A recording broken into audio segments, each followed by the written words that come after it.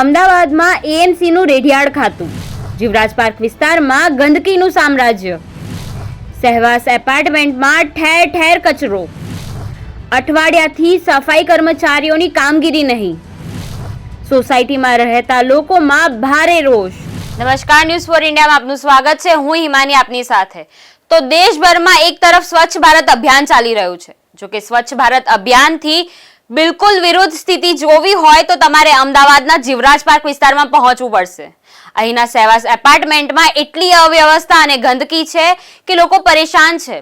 જ્યાં જુઓ ત્યાં ગંદકી, પ્લાસ્ટિક વેસ્ટ અને કચરાના ઢગલા જોવા મળી રહ્યા છે। છેલ્લા એક અઠવાડિયાથી સોસાયટીમાં આ ગંદકીથી લોકો ત્રસ્ત છે। રસ્તા પર ગંદા પાણીમાં મચ્છરોનો પણ ઉપદ્રવ જોવા મળી રહ્યો છે। પ્રાથમિક સુવિધા પણ પૂરી પાડવામાં નિષ્ફળ નીવડેલી નગરપાલિકા પાસે એના માટે જોઈએ એટલા બહાના છે। અહીંના લોકોનો એવો આક્ષેપ છે કે સફાઈ ન થવાને કારણે ઠેર ઠેર ગંદકી છે, રોગચાળાએ પણ માથું ઉચક્યું છે। તો ગંદકી એટલી હદે ખડકાઈ ગઈ છે કે અહીંયા રહેતા લોકોને ઘરમાં રહેવું પણ મુશ્કેલ બની ગયું છે। છતાં પણ અમદાવાદ નગરપાલિકા ઘોર નિંદ્રામાં હોય તેવું સાફ જોવા મળી રહ્યું છે। તો શું છે સમગ્ર મામલો તે જોઈએ। વર્ષ 2014માં ભારતના વડાપ્રધાન પદનું દાયિત્વ સંભાળ્યાના 6 મહિનામાં જ નરેન્દ્ર મોદીએ સમગ્ર દેશમાં સ્વચ્છ ભારત મિશનની શરૂઆત કરાવી હતી। વડાપ્રધાને શરૂ કરેલી આ મહત્વપૂર્ણ મુહિમ આજે જન આંદોલન બની ગઈ છે। ગુજરાત રાજ્ય આ અભિયાનને સફળ બનાવવા મક્કમતા સાથે કામગીરી પણ કરી રહ્યું છે, પરંતુ સ્માર્ટ સિટી કહેવાતા અમદાવાદના અનેક વિસ્તારોમાં સ્વચ્છતાના નામે મીંડું જોવા મળી રહ્યું છે। અમદાવાદના જીવરાજ પાર્ક વિસ્તારમાં આવેલા સહેવાસ એપાર્ટમેન્ટમાં ગંદકીએ માજા મૂકી છે। એક અઠવાડિયાથી સફાઈ ન થતાં અહીં રહેતા લોકોને ભારે હાલાકીનો સામનો પણ કરવો પડી રહ્યો છે। સફાઈ ન થવાને કારણે ઠેર ઠેર ગંદકી છે, રોગચાળાએ પણ માથું ઉચક્યું છે। વધારે રોગચાળો ફેલાવાની ભીતિ પણ સેવાઈ રહી છે। સ્થાનિકોના જણાવ્યા મુજબ લોકોને ભારે તકલીફ પડી રહી છે, છતાંય સફાઈ કરવામાં નથી આવી રહી। જનહિતમાં સફાઈ કામગીરી હાથ ધરવામાં આવે તેવી લોકોની માંગણી છે। મ્યુનિસિપલ તંત્ર દ્વારા પણ સ્થળ તપાસ કરીને યોગ્ય પગલાં લેવામાં આવે તેવી લોકોએ માંગ કરી છે। તો બીજી તરફ સોસાયટીના ચેરમેન પણ દોષનો ટોપલો એકબીજા પર નાખી રહ્યા છે, પરંતુ છેલ્લા એક અઠવાડિયાથી થતી પરેશાનીનો કોઈ ઉકેલ લાવી નથી રહ્યા, જેના કારણે અહીં રહેતા લોકોમાં ભારે હાલાકી છે, રોષ છે અને ત્રસ્ત પણ છે। તો હવે એ જોવું રહ્યું કે તંત્ર નિંદ્રામાંથી ક્યારે ઊભું થાય છે તો ક્યારે અહીં રહેતા લોકોને આ પરેશાનીમાંથી છુટકારો અપાવે છે।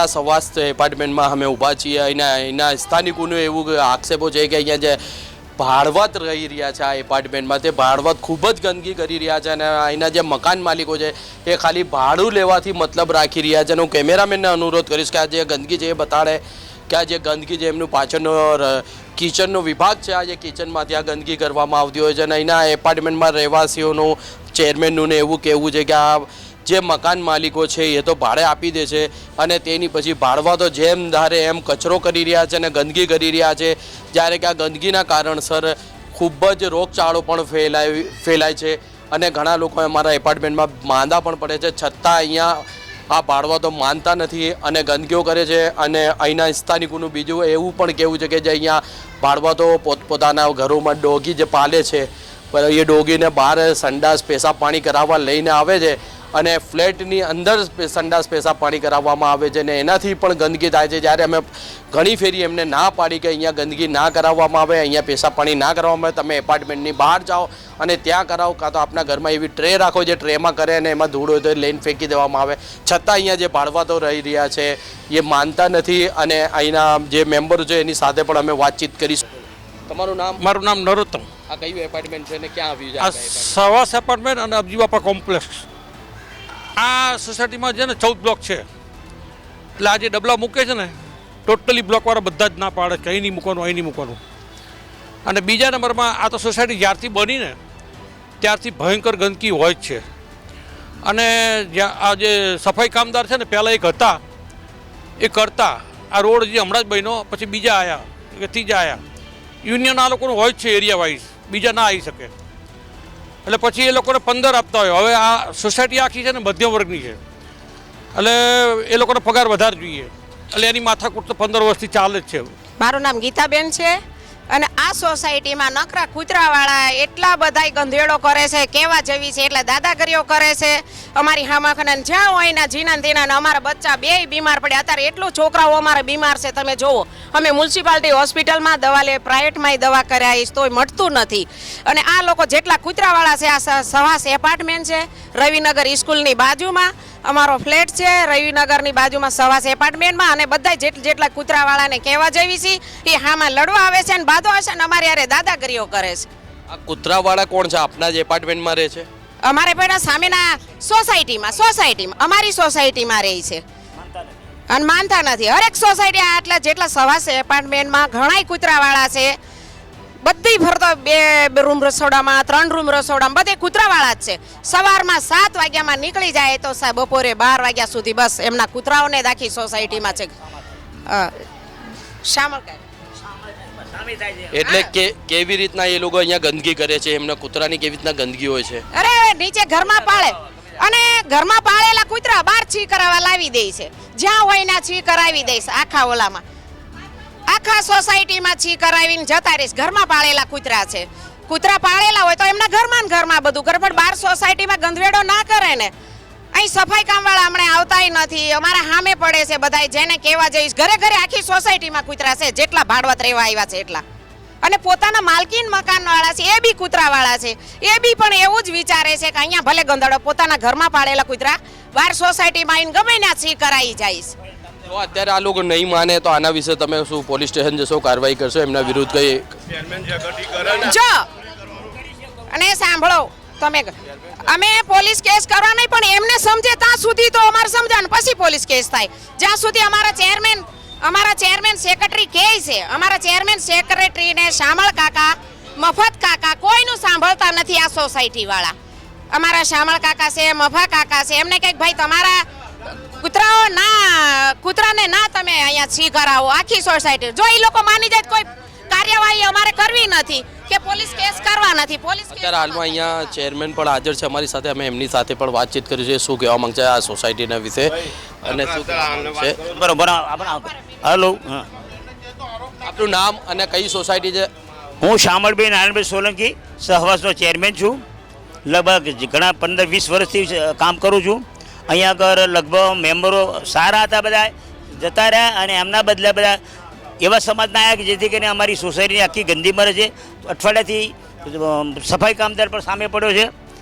પગારનો વધારો મેં આપવાના છે, મિટિંગ થાય ત્યારે એના નથી આપવાના ને, પણ આડાવડા શબ્દો વાપરે છે. અમને બીજા માણસો આવવા દેતો નથી, એ પોતે વારતો નથી. અને અઠવાડિયાથી વડાપ્રધાન નરેન્દ્ર મોદીના સફાઈ અભિયાનમાં અમે માનનારા માણસો આજે આ સફાઈ કામદારો હમણાં વિરોધ કરે છે અમારો. એટલે સફાઈ કામદાર શેનો વિરોધ કરે છે અને શા બાબતે વિરોધ કરી રહ્યો છે? એ રહેતો નથી, બીજા રહેવા દેતો ને વારતો નથી. પગાર વધારો માગે છે, આ પગાર વધારો અમે આપવાના છે. મિટિંગ થયા પગાર વધારો અમે આપવાના છે. એના 4,500 5,000 તો મૌખિક કીધા છે, પણ છતાં મિટિંગ થઈ અમે 5,000 આપીશું. પણ એ કે અમારે લેવાય નથી, કામ કરવું નથી, કામ કરવા દેવું નથી. એટલે અહીંયા કોઈ બીજાને તમે રાખવા ઈચ્છો છો છતાં એ રાખવા નથી દેતો એવું તમારું કહેવું છે? એટલે અરે ગાડી જે કોર્પોરેશન ગાડી આવે છે, ગાડીને 2 દાડા આવવાના દીધી એની. કારણ કે કોર્પોરેશન એમના માણસો કરે ને એટલે સમજી પર 2 દાડે આજ છેલ્લા દાડે 3 દાડે ગાડી આવીને કચરો લઈ ગઈ. એટલે ગાડીને પણ એ લોકો આવવા દેતા નથી. અને સફાઈ કામદાર જે મજૂર છે એની સાથે કોઈ આવો એગ્રીમેન્ટ થયો છે કે મારા સિવાય કોઈ બીજાને રાખવાનું નહીં? એવો એગ્રીમેન્ટ નહીં થયો, પણ અમારા જે પહેલેથી સફાઈ કામદાર માટે જે અમે આપતા હતા એ રીતે આપીએ છીએ અને એ રીતે બધા સહકારી આપતા હતા. પણ આ સફાઈ કામદાર છાસવારે અઠવાડિયે પગાર વધારો તો મિટિંગ થાય ત્યારે પગાર વધારો અમે આપવાના. મફતલાલ કરીને અમારા બીજા ભાઈ છે એ પણ એગ્રી હતા કે આપણે મિટિંગ થયેલા આપશું.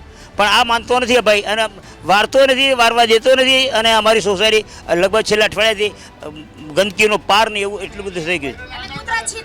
અને સોસાયટીમાં કૂતરાવાળા બધા બહુ રહે છે. બંગલામાં રહેવું છે, કૂતરા રાખવા જાય એના બધા ફ્લેટમાં રાખી અને જે પાર્કિંગમાં જ્યાં ત્યાં બગાડે છે. અને જે કોઈ બેન દીકરી કહેવા જાય એની હવે માથાકૂટ કરે પાછા.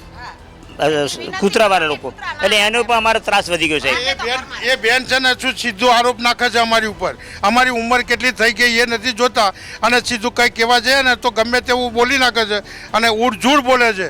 એવો આરોપ નાખે છે. હા, સીધું શું થાય કે તમે મને આવું બોલે ને હાથ પકડો ને ફલાણું કર્યું, એટલે અમારે તો ઇજ્જત, અમારા બાળ ઘેર બાળ બચ્ચા છે. અમે સોસાયટીની અંદર સેવા આપીએ છીએ, કોઈ પગાર લેતા નથી અમે. કોણ આરોપ નાખે છે? એનું બૈરું કોણ? એનું બૈરું કોણ? બિપિનભાઈનું બૈરું છે ને, એ બિપિનભાઈ કોણ છે એ અહીંયા? અહીંયા સફાઈ કામદાર તરીકે કામ કરતો હતો અને એને દર મહિનાનું 15 થી 15 અમે પગાર આપી દઈએ. એની જગ્યાએ 7 તારીખે આપીએ, 10 તારીખે આપી દઈએ છીએ, છતાં હવે 6 મહિને કાંઈ પગાર ના વધે અને એના માટે અમે 400 એક બાજુ લઈએ છીએ, આ બાજુ 500 લે, તો કેવી રીતે અમારે મેન્ટેનન્સ વધારવું? કારણ કે એ ટોરેન્ટોનું બિલ છે ને 1,04,460 આવ્યું, બીજું 94નું આવ્યું, 94 તો કઈથી સોસાયટી પૈસા ભરી શકે છે? જે બિપિનભાઈ કામદાર છે, જે મજૂર વર્ગ છે, એ તમારા ઉપર બ્લેમ કરી રહ્યો છે, આરોપ નાખી રહ્યો છે, એના વિશે તમે આગળ પોલીસને જાણ કરી અને કરવાના છો? અમે કરવાના જ છીએ, અમે કાયદેસર કરવાનું છો. અમે એના કંઈ અપશબ્દ બોલવું નથી અને કાયદેસર અમે એને પોલીસ કેસ કરવાના જ છીએ. કારણ કે નથી માનતો, નથી, હેરાન કરી રહ્યો છે, પબ્લિક એના માટે હેરાન થઈ રહી છે. અને અત્યારે સ્વચ્છ અભિયાનની જગ્યાએ બિલકુલ સોસાયટી સહવાસ, આજે 12 વર્ષથી હું અહીંયા છું, 12 વર્ષથી, પણ હજુ સુધી આવું નથી બન્યું અને અત્યારે આ બની રહ્યું છે. કેમ? એને મન ફાવે ત્યારે આવવું, મન ફાવે ત્યારે જવું. એને અહીંયા બધું અડધું મૂકીને બીજી જગ્યાએ જવું છે અને એનું અહીંનું બાકી રાખે અને ત્યાં જઈને જાય સફાઈ કરે છે કે મારે બીજું કામ બાકી છે.